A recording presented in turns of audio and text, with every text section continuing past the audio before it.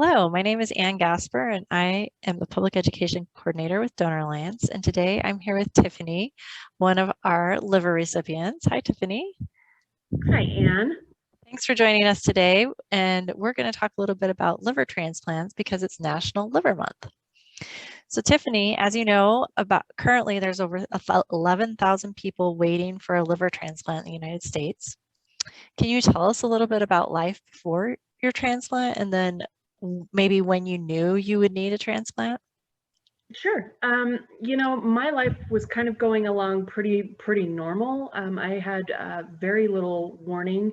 My liver disease was pretty quick onset. I'd had a gallbladder issue about 4 months before I started really feeling ill, and had stayed home from work on a Friday and really just hadn't been feeling well over the weekend. And then come Wednesday, I woke up Wednesday morning and I had put 10 pounds on overnight.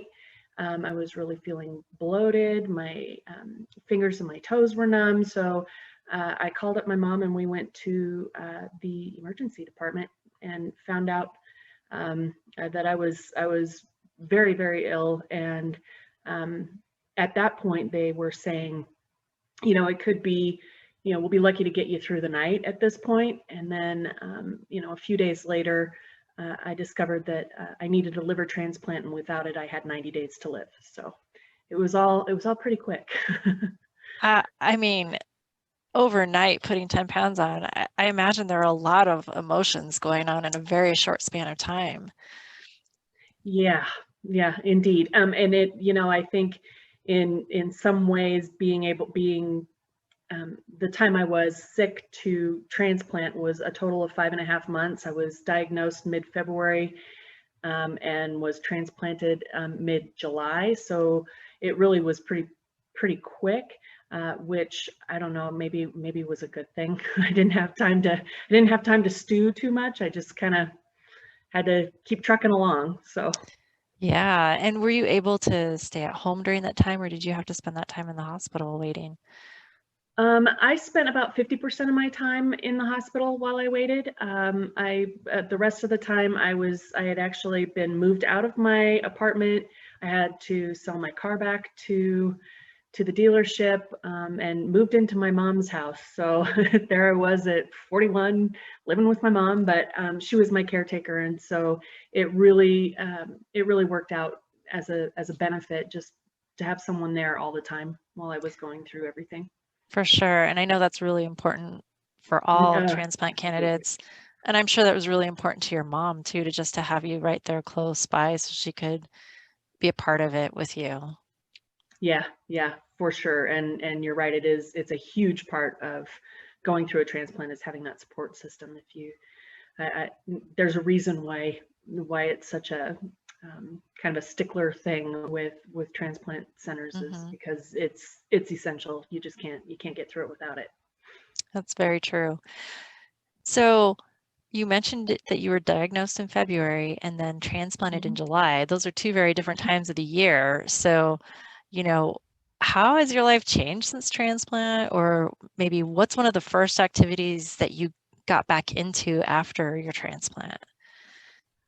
Um, honestly, I was so terrified of not so much dying myself, but leaving my kids behind. I was afraid I was going to miss birthdays and anniversaries and graduations and weddings. I mean, there were, all the things that you think of, and my kids were 8 and 12 at the time, and they're now 21 and 16, so almost Oh, 17. So one of the first things I did really was just spend time with my family.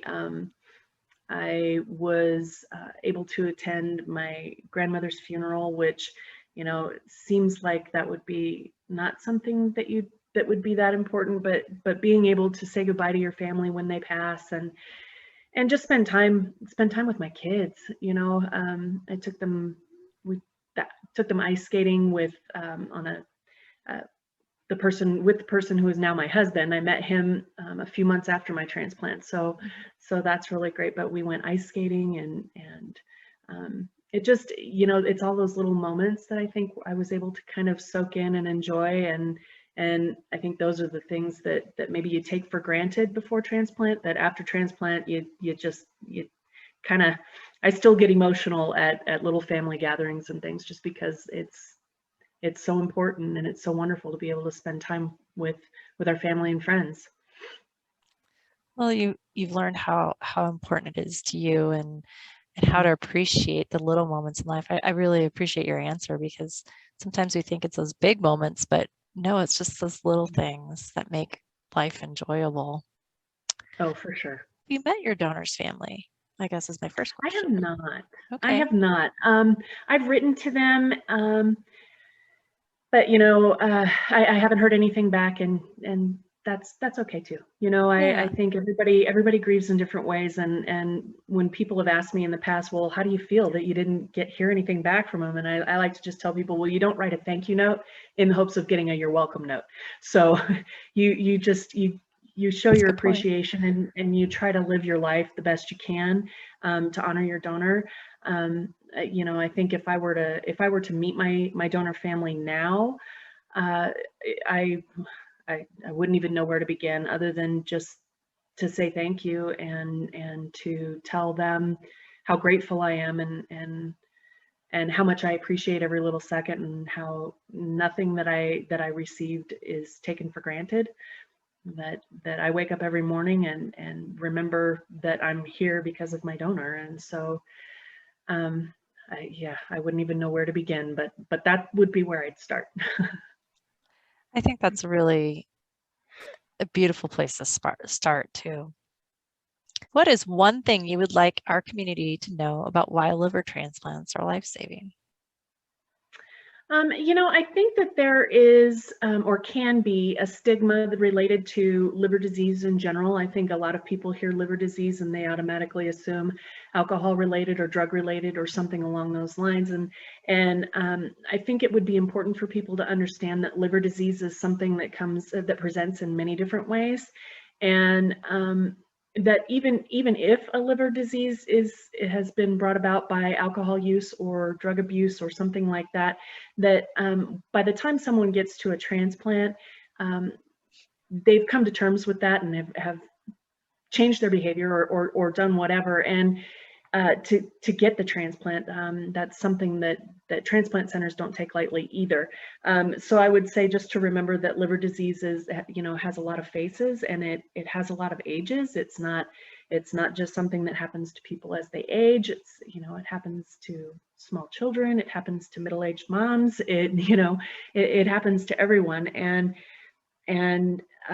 just that by making the decision to be an organ donor, you're giving someone their life back. I mean, if you think about how you spend time with your family and your friends, or your spouse, or your kids, or your parents, or whomever, um, if that were to end tomorrow, or if you were given 90 days to say goodbye to that family, I think most people would find it in their hearts to make the decision to be an organ donor. It really does save lives. It saved my life. It